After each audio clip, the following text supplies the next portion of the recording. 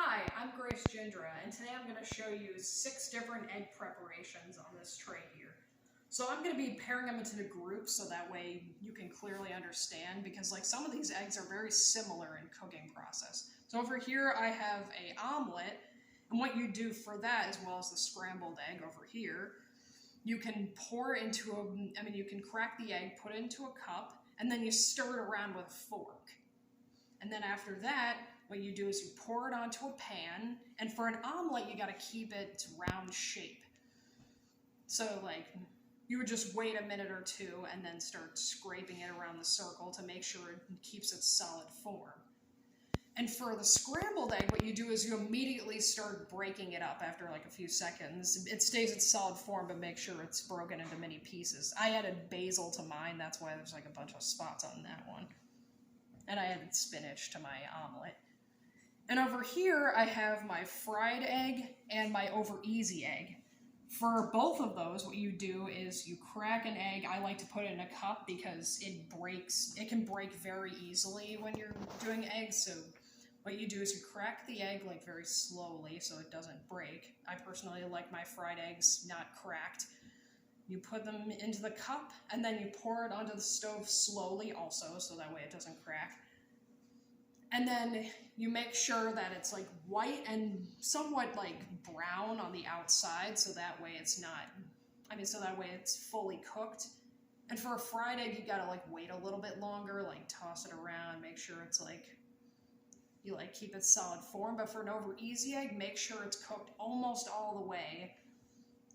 But you get under there and then flip it over, and then try to make sure it doesn't crack. Mine cracked a little bit, but it's still good, even if you do crack the over easy.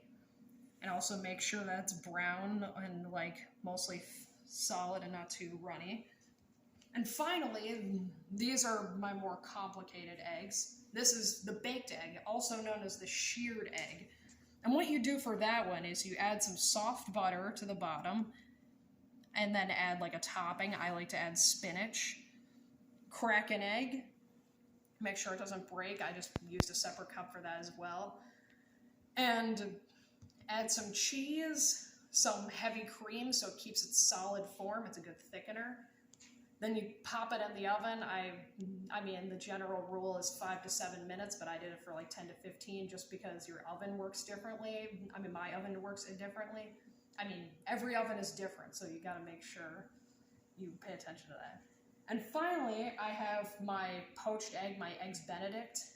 There are actually many different forms of Eggs Benedict. You can use hollandaise sauce, you can use bacon, but I wanted to make a simple egg today just to show you the foundation of a poached egg. So what I did for that was I brought my water to a boil, and then after that I added some white wine vinegar to the bottom. And then what you do is you grab a glass bowl, a small glass bowl, crack your egg in it, let it sit over there, turn it a little bit for about a minute. That way, because it's going from cold to hot, it's a very fast sensation when doing that.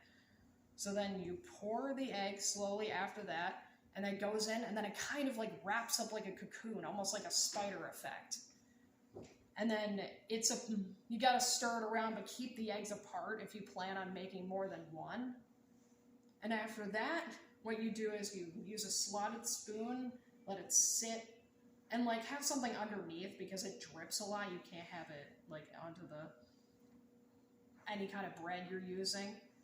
So then after that, you put it right on top, and it's great to have that runny sensation here. That's what I have in one of them to show you, and then this is the solid form here. And that's how you make 6 different types of eggs for preparation.